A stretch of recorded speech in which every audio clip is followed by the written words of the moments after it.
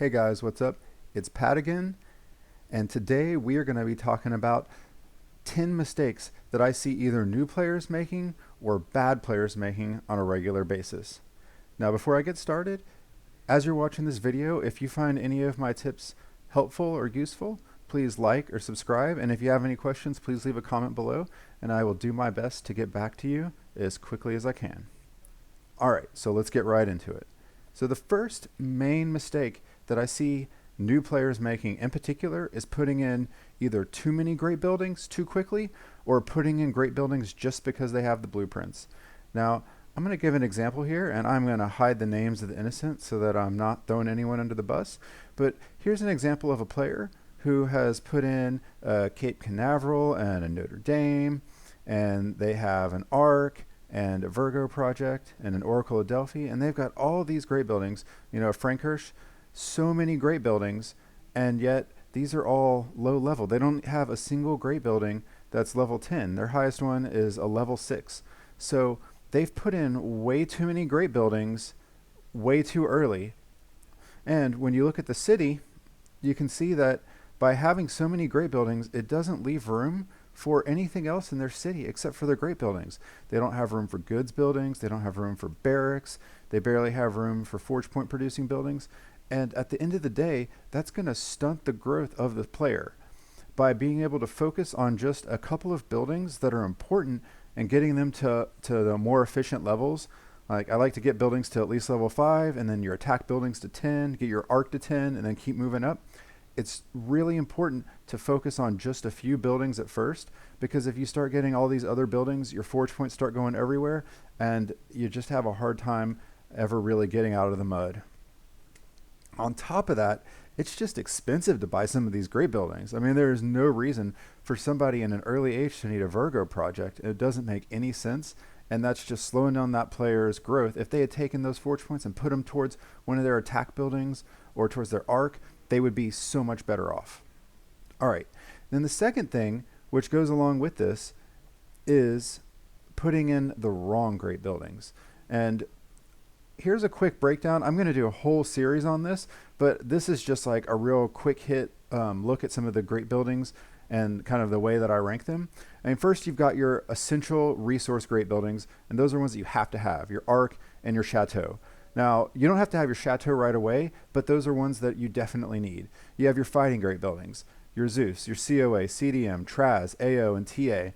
I don't quite lump Kraken in there to start with. I think of that as more of an advanced building, and you can see I have it over here in this advanced building column, primarily because the benefits for the fighting are very limited until it's a very high level, and unless you're a really advanced player, you really shouldn't be leveling your Kraken to a high enough level that it's going to make a big difference. You've got your resource great buildings like your Observatory, your Temple of Relics, and your Hamaji. Again, those are good great buildings. They're not, I don't see them as essential, but at the same time, they're definitely good to have. The Hamaji can wait. I would almost put that into the advanced great building category. It's kind of iffy. The big thing with the Hamaji is that if you put it in early, you're starting to get so many supplies at such an early age, it's going to make your research as you age up a lot easier. So that is one of the few reasons why I actually am kind of a fan of getting a Hamaji a little bit earlier than some of the more some of the other advanced great buildings like your Cape or your Kraken or so on. Now, for population buildings, obviously Innovation Tower is the hands down winner because it produces the forge points. It's super easy to level, and especially until you start getting up into some of those modern or higher ages, that's going to cover all the population you need, and that's really helpful. Obviously, once you start getting into the higher ages, your future and beyond, you're going to start needing more population for your barracks, your good buildings, and so on. So you might end up needing a habitat. It's just going to depend. Then we've got a couple great buildings that I consider disposable. And what I mean by that is they're buildings that you definitely need early on, but it's up to you as far as your play style, whether you keep them. And I consider that to be your Lighthouse and your SMB. Now, those kind of work together. Your SMB and your Innovation Tower, they work together. If you're going to put an Innovation Tower, you're going to have less housing. So you need that SMB to cover the coins that you're not making from your housing. So some of these things kind of play off of each other, and that's part of putting in the wrong great buildings, right? If you put in an Innovation Tower and you delete all your housing, you have nothing that's giving you coins, and then when you start going to research or build stuff, you don't have what you need. So you have to kind of think about the dynamics of what's happening when you put these things in. Then you have your advanced grade buildings, and those are great buildings that I don't think that you should put in early on at all. Like your arc should be level 80 before you're putting most of these in, primarily because they're really only benefiting you if you have a big collection and a lot of forge points in the first place. So even though there's some values, the only one on here that I would say is arguable that you could maybe put in a little bit earlier would be your Royal Albert Hall. And that would be in a very specific situation where you were in a less developed world and power researching was to your advantage, because if you were one of the first people to reach an advanced age, then you would have a competitive edge as far as goods and research and selling goods and GVG and so on. So otherwise, I kind of put the RAH in the kind of if once you hit a higher age and you've just got forge points to burn and you want to have those extra unrefined goods, then it's good there. And then you've got these bad great buildings, and I see these great buildings everywhere, and it's like it's painful to see those because they're so bad. There's literally no benefit to having these things, so please keep them out of your city. I know that it has you build the oracle. Put the oracle in and delete it and save the 20 forge points for something useful, because it is just bad. It is a waste of forge points. Don't make your guildmates pay points to get it out of the mud. You're just hurting them. Please, please, please don't build it. Thank you. Or delete it after you have to build it for the quest line. All right. So moving on. And actually, here's my city when I was coming up and I was just starting. And I'm actually going to point out some of the mistakes that I was making in particular, because I did some of these same things and I don't want you to make the same mistakes as me. Here you can see I got my cape in a little bit too early. Now here my arc is level 33, so I was kind of hitting the sweet spot, but there was no reason. Having this level 3 cape was not benefiting me.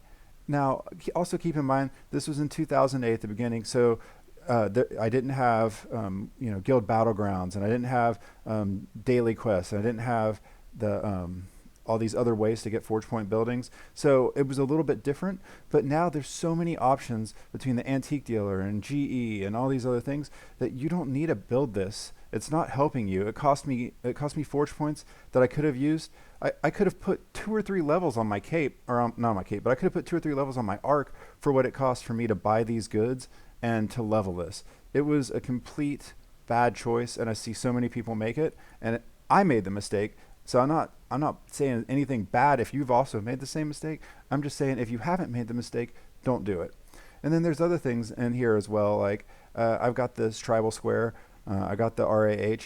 I didn't need those things. I had plenty of goods, I had plenty of supplies coming on. There was no reason to do that. I just did it out of peer pressure. And this, my Hajia, level 5, I'm getting what, 3 forge points for that? For the size of that thing? Man, that is just bad, right? So, and that kind of moves into, so point 3 is just building buildings to build them, whether it's special buildings like the black tower. There's no reason to build a black tower now. You're only getting, what is it, like 3 forge points out of like, 20 squares? That is not a very good return on space. I look for like at worst 1 forge point per 6 squares.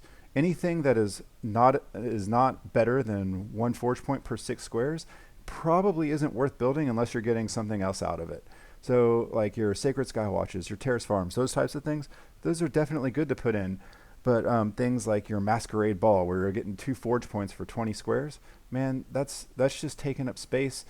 Put in a goods building or something so that you have more goods to negotiate expedition or more goods to do battlegrounds. It will get you a lot further. All right, so then the next thing is poor city planning and or bad use of road. And this is something that I see happen in global chat all the time, where people are saying, hey, how do you rotate, can you rotate a building? How do you rotate a building? And that just comes from just bad city planning. I mean, at the end of the day, if you are planning your city well, you don't need to rotate your buildings because you've allocated your city in a way that it works well. Now, I'm not saying that my city is set up perfect. There's plenty of different ways to do it, but I do want to use this to highlight a few things that are really important. First of all is that you want to use the least amount of road possible and the least amount of 2-lane road possible once you start getting into ages where you need 2-lane road. there is absolutely no reason to have two-lane road connecting something that only needs one-lane road. So as you're planning your city, try to get everything that needs two-lane road as close to your town hall as possible. That's the first thing. The next thing is that you don't want to have what I call sandwiches with where you have road on both sides of a building. And I actually have, I kind of hate to call someone out, but I have somebody who just comes to mind for this because his city just hurts to look at because it is just, it hurts. It just hurts. All right. So look at this. He's got a ritual flame sandwiched by road. I just don't get it. Over here, same thing. Ritual flame and a and a watchfire sandwiched by road. I don't understand what's going on here. So, and you look all this extra two-lane road. You don't need this extra two-lane road. This person could fit so much more in his city if he just got his road in order and didn't have so much extra junk. I mean, this, like, the amount of optimization that could be done if this person did a better job. And look, this person's an Oceanic Future. It's not like this is a person who just started playing. So this mistake isn't exclusive to new players, but it's something that could benefit anyone and everyone to just be better at city planning. And if you plan your city well, you're not going to have a problem being able to fit a lot more things, and you're not having to worry about how to turn your road. Ideally, you want to have nice long stretches of road where you can stack the long or the short side of buildings on them. I've addressed this before, but like if you look here across, I've got this two-lane road, and see how all my buildings, the short side touches the road, and then the long side kind of extends out, and then the same thing here, right? And you can't do that everywhere, but as much as possible, you see it here, same thing, right? And then the other thing is you can also try to connect things by one square. Like right here, this hover tank is connected by one square to this two-lane road. That's saving a lot of extra road where I'm not having to have all the way up and down the side of that thing. Over here, you look, we've got these great buildings, these great big buildings that are only connected by one dot of road. That's so much more efficient than having a piece of road that runs down the entire side of this building. You're just wasting space. Those are squares that you could have back and put more useful things in. All right, so let's go on to the next thing. All right, so the next thing, I got another person, I hate to do this, but it just, like, it stuck out. Mostly, actually, the reason why this stuck out to me is I remember attacking this guy, and when I hit, like, I think it's like 1800 defense, and I was like, who the fuck has 1800 defense? This is ridiculous. So, and I wiped. So ended up coming back and beating his defense by manually fighting. And some of the point of this is that no matter how good your defense is, if you have a determined attacker, they will beat you. If you look in Battlegrounds, there are people who are going to like level 100 attrition and being able to fight and win those fights. So if somebody is a determined fighter, they're going to get past your defense. So rather than having 800 squares of watchfires, which somebody will eventually be able to get through, just put in more production buildings. And that way, if someone plunders you, you just have another building that you collect from. This thing, all of this, imagine if all of this was producing forge points or producing goods or whatever it is, this person would actually end up having more resources to use at the end of the day. And frankly, most people lose more from not collecting on time than they do from being plundered. And what I mean by that is, say your city's been popped for 12 hours, you essentially lost half of your production for the day. I'm not going to get super deep into it, but here's my point, is that first of all, the best city defense is to just collect on time. If you collect on time, you're not going to get plundered, okay? And then second of all, you're wasting resources by putting all of these buildings in, and you've got these great buildings that are taking up tons of space. Then you've got all these watchfires, and you've got all these athletes' living quarters. There's just no reason for that. It's a waste of space. Please don't do that. I know that in early ages, plundering is an issue. Just put in the extra goods building. You're not going to have 10 people plundering you. You might have 2 or 3 at most. And generally speaking, especially if you're moving up and advancing as a player, you're not going to have that as a major issue. All right. So, and that takes us to the next thing. And this is one that some people may not agree with me on, but I actually feel really strongly about.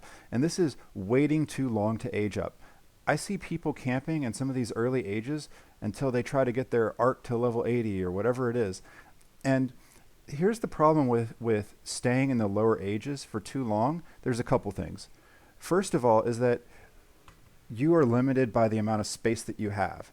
So the rule of thumb that I use for when is it time to age up is when you have forge point producing buildings in your inventory that you can't put in because you don't have enough space, and they meet that one, at least one forge point per 6 square minimum requirement. If you can't put them in, then you should start considering aging up. Okay? Because you are slowing down your growth. If you get 3 extra expansions or 4 extra expansions, and that means that you can put in an extra 10 forge points of collection or another 12 forge points of collection, that's going to speed up your growth. The other thing is that it also starts putting you in neighborhoods where you have other people who are able to level their buildings faster, so you can make more forge points from investing. In one of my other videos where I talk about investing, sniping, making forge points off of your neighborhoods, and I've seen some comments saying, oh, people don't, there's no opportunity to do that, or people know how to protect themselves. And the truth is that a lot of people just don't care. A lot of people are just casual players. They log in, they collect, they dump their forge points, they throw their buildings up on swap threads, and they're done. And if you swoop in and you take a spot, heck, they might even thank you because they don't know better and they just don't care because they're not a serious player. They're a casual player, and to them, that's just free forge points. And the higher age you get, the more forge points they have to spend to level their buildings faster, which means you can make more forge points from them. Okay, so that was point 6, which is waiting too long to age up. The other aspect on that is that if you are, especially if you're in a serious guild battleground guild, GBG guild, there is a high likelihood that you being in the lower age could end up causing problems for the goods that are available for treasury, because the way that some of those buildings work, like the siege camps and things like that, the power-ups, those are based off of the age of the players in the guild. So if you're in EMA, chances are that guild doesn't have a lot of EMA goods in their treasury. So it can start to become problematic if, say, someone needs a bunch of granite or someone needs a bunch of rope or something like that to build siege camps.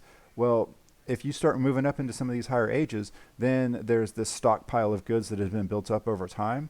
And even if you don't have a high level arc, people have come before you and built up that treasury. So you're not hurting the guild by costing them goods that you can't replace and that don't already exist. All right. So speaking of guilds, another mistake that I see made, and this is number 7, is either trying to start their own guild or being too loyal to a guild that's going nowhere. And I realize that for if you're a casual player, then this doesn't apply to you, and none of my videos apply to you because my target audience isn't casual players. I'm looking for the Forge elite, the elite players in the game. That's who my audience is. So if you're a casual player, this doesn't apply to you. But if you're serious about being an elite player, then, and you're not casual, then trying to build your own guild before you're a developed player in the first place doesn't make sense. All these other guilds have things in place to help you. They've got leveling threads, and they'll sell you goods at a discount, and they'll take your trades so you're not having to try so hard to get the goods that you need. Some guilds will give you goods to build buildings just because they want to see you succeed as a player, right? You have more access to blueprints, more access to metals. There's so many benefits to being in a advanced guild that can support you. Whereas if you're in a guild that doesn't support all those things, that's going to stunt your growth. That's going to keep you from being able to move up quickly. And if it's your own guild, even harder, because how are you going to recruit somebody when you're not an advanced player in the first place?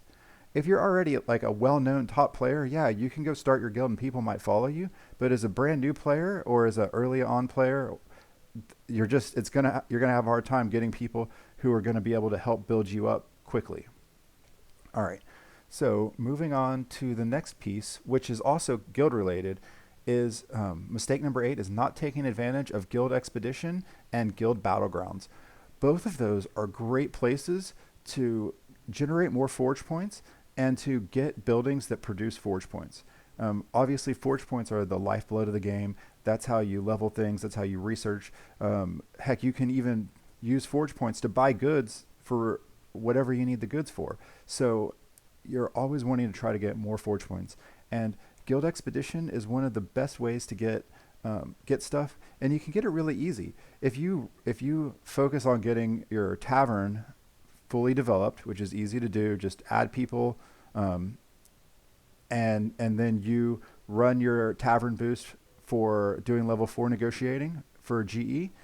It's really easy, no matter what age you're in, to negotiate level 4 and to finish GE and to get the 40th encounter and the 64th encounter prizes. And those can be Terrace Farms, they can be Sacred Skywatches. Getting those will help to quickly improve your game and help you to develop faster. And then the same thing for Battlegrounds. And especially if you're in a guild that's in Platinum League or Diamond League, you're going to get a ton of Forge points, even from just a few fights. You're going to start getting Statues of Honor, which are absolutely terrific special buildings. They've got a lot of Forge points per square. They help the guild by giving goods. So it's just an all-around good building to have. And if you're in a guild that doesn't open level 4, if you're in a guild that doesn't participate in guild battlegrounds, and they're not building siege camps, and they're not giving you opportunities to fight, then you are not getting as much benefit as you could be. And if you were to join a guild that had the option of those things, you could potentially be increasing the amount of forge points that you're getting by double or triple per day. In fact, on one of my other videos, somebody talked about, they're saying, hey, I can't even imagine getting less than like 40 or 50 like forge points a day. Like, I'm making 200 forge points a day doing battlegrounds and GE.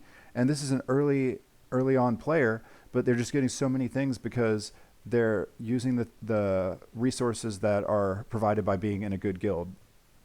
All right, moving on to the next thing is using swap threads instead of using ARC booster threads like the 1.8 or 1.85 or 1.9 threads. And I actually have a video on how to use the 1.9 threads. And I'm not going to dive into this super deep, but I will say, let's see if I have it here. So a lot of people think with swap threads that those are just as good of a deal as the 1.8 or 1.9 threads. And the reality is that it's a horrible deal. The swap threads only benefit players that have a lot of resources. So unless you're the person with the most resources, you're likely not going to get places. You're going to have a hard time getting medals. You're going to have a hard time getting blueprints, and it's going to cost you a lot more. I'm going to go through this breakdown on this particular spreadsheet another time later, but I'm just going to give a high level example right now. I just did some people talk about doing like round robin arc leveling, where a group of early age players are doing swaps with other players who have a comparable level arc to them. And they think that works better than using like a 1.85 or 1.9 or whatever it is.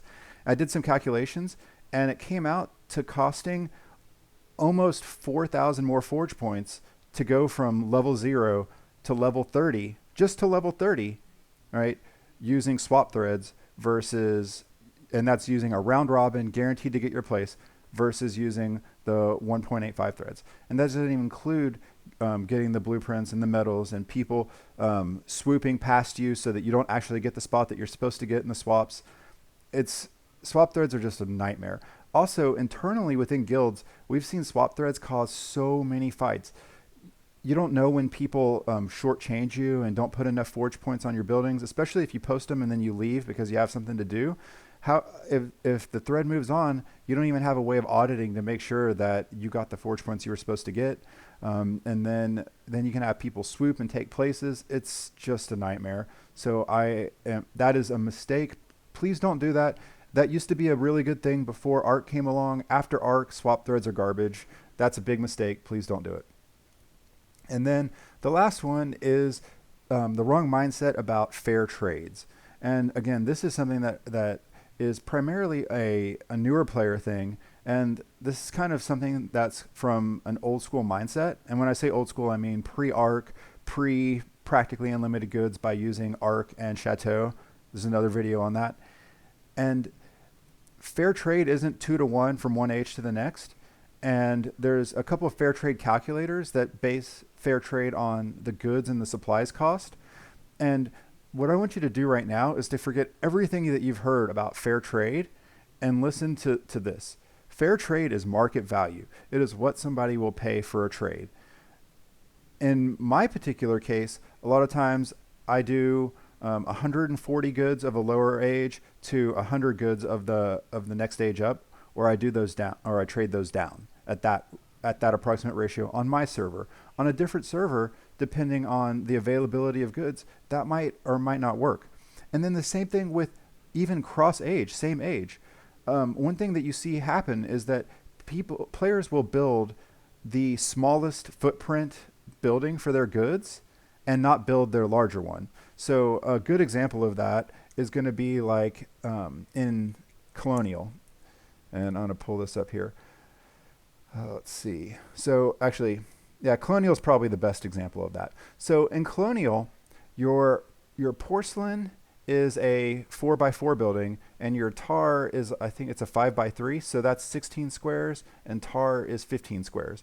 Then you've got paper, which is a 2x3, I guess. It's a 6 square building. And if you look, I have twice as much paper as I have porcelain and tar. Coffee is 3x3, wire's 3x3. Notice that the porcelain and the tar, the slightly larger buildings, I have significantly less of those goods. That primarily comes from what players are trading to me when they're buying goods from me. And the reason why I'm getting all of these goods that are coffee and paper and wires instead of porcelain and tar is because players build the goods that are with the smaller footprint. Now, that's relevant because if you are a player that's producing paper and you try to post a 1-to-1 trade for tar, no one is going to take that trade because they have plenty of paper available and no one's making tar. There is a massive shortage of tar in Colonial. So if you have the option to make tar, make tar. And you know what? If you want to trade 10 tar for 13 paper or for 15 paper, do it, because people will take that trade. And that's fair because you're taking up more space in your city to produce that good than somebody who's putting in paper in their city. Does that make sense? I think it does. It should make sense, right? Like, it's way more space. Of course you should get more for using up more of the space in your city than they're using in their city. And then same thing for other goods, like if you start talking about the demand of goods, supply and demand, there is not very much demand for the Tomorrow era great buildings, right? The V1 and the Dynamic Tower are both not good great buildings in general. They are a waste of space. They're a waste of goods.